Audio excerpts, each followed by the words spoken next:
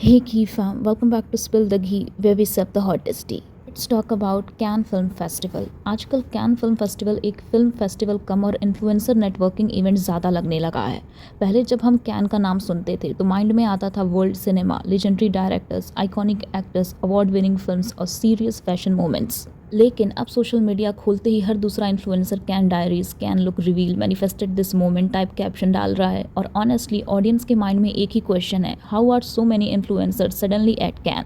अभी जिनको नहीं पता, कैन फिल्म फेस्टिवल टेक्निकली एक प्रेस्टिजियस इंटरनेशनल फिल्म फेस्टिवल है। इसका ओरिजिनल पर्पस फिल्म सेलिब्रेट करना है, film makers, actors, producers, cinema lovers. लेकिन रीसेंट ईयर्स में ब्रांड्स ने कैन को एक लग्जरी मार्केटिंग अपॉर्चुनिटी बना दिया है। मतलब अगर आप एक्टर नहीं भी हो, फिल्म मेकर नहीं भी हो, इवन सिनेमा से रिमोटेडली कनेक्टेड नहीं हो, फिर भी आप कैन पहुंच सकते हो। बस बजट स्ट्रांग होना चाहिए। बहुत से इन्फ्लुएंसर्स कैन जाने के लिए PR agencies, styling packages, brand collaborations और इवेंट एक्सेस पे लैक्स स्पेंड करते हैं।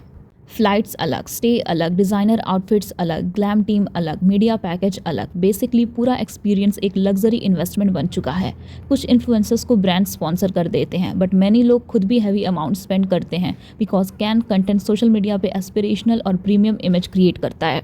और फिर सोशल मीडिया पे नैरेटिव होता है, hard work pays off, dreams do come true, small town girls at Cannes, like okay good for you. But audience इतनी भी नाइव नहीं है। पब्लिक को प्रॉब्लम किसी के कैन जाने से नहीं है। प्रॉब्लम तब होती है जब इसको ऐसे प्रेजेंट किया जाता है जैसे कोई Oscar level career achievement unlock कर लिया हो। अब इन्फ्लुएंसर जैसे रिदा थराना, निहारिका जैन और भी काफ़ी क्रिएटर्स कैन कंटेंट डाल रहे हैं। और ऑनेस्टली ऑडियंस के माइंड में एक ही क्वेश्चन आ रहा है, when did can become an influencer hotspot. और ऑनेस्टली ऑडियंस का फ्रस्ट्रेशन समझ भी आता है, क्योंकि जब एक्चुअल फिल्म स्टार्स को भी वहाँ उतनी इंपॉर्टेंस नहीं मिलती जितनी इंडिया में हम इमेजिन करते हैं। वहाँ इन्फ्लुएंसर्स एग्जैक्टली क्या अचीव कर रहे हैं। एग्जाम्पल ले लो आलिया भट्ट का। आलिया कैन में जेन्युइनली बहुत एलिगेंट और ग्रेसफुल लग रही थी, स्टाइलिंग ऑन पॉइंट थी, प्रेजेंस क्लासी थी। बट सोशल मीडिया पे लोग एक ही क्लिप सर्कुलेट कर रहे थे। वहाँ फोटोग्राफर्स उसको उतना एग्रेसिवली कैप्चर नहीं कर रहे थे। और उसके बाद इंडियन ऑडियंस को रियलिटी चेक मिला कि कैन्स रेड कार्पेट पे हम जो अपने स्टार्स को सुपरस्टार समझते हैं, ग्लोबली इक्वेशन थोड़ी डिफरेंट होती है। वहाँ Hollywood A listers, international models, global film makers, luxury ambassadors already line में होते हैं, तो naturally competition for attention insane होता है। तो अगर एक स्टेब्लिश्ड बॉलीवुड एक्ट्रेस को भी वहाँ लिमिटेड अटेंशन मिल रही है, तो जेन्युइनली क्वेश्चन उठता है, इन्फ्लुएंसर को क्या मिल रहा है एक्सेप्ट इंस्टाग्राम कंटेंट। और इसका आंसर सिंपल है, ब्रांडिंग। इन्फ्लुएंसर्स कैन जाके एसेंशियली अपनी पर्सनल ब्रांड वैल्यूएशन बढ़ाते हैं। उनके लिए can is less about cinema and more about perception, international phase, luxury creator, premium audience, brand safe personality, ये सब लेबल्स मिलते हैं। ब्रांड्स को भी लगता है कि क्रिएटर प्रीमियम पोजिशनिंग में आ गया है। मतलब एक तरह से can is becoming linked in with ग्रोन्स।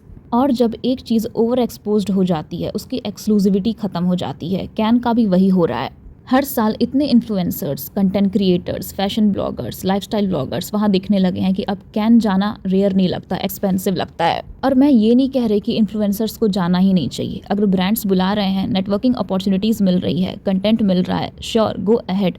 But इसको करियर डिफाइनिंग सिनेमैटिक माइलस्टोन की तरह सेल करना गलत है। क्योंकि जब आप ऑडियंस को इमोशनली इन्वेस्ट कराते हो ड्रीम फुलफिल्ड नैरेटिव में, बट बिहाइंड द सीन्स ये पूरा ROI कैलकुलेशन होता है, तब पब्लिक थोड़ा चीटेड फील करती है। सो या that was it for this video. और अगर आपको ये वीडियो अच्छी लगी तो hit like, share and subscribe and comment what you think, and I will see you in the next spill.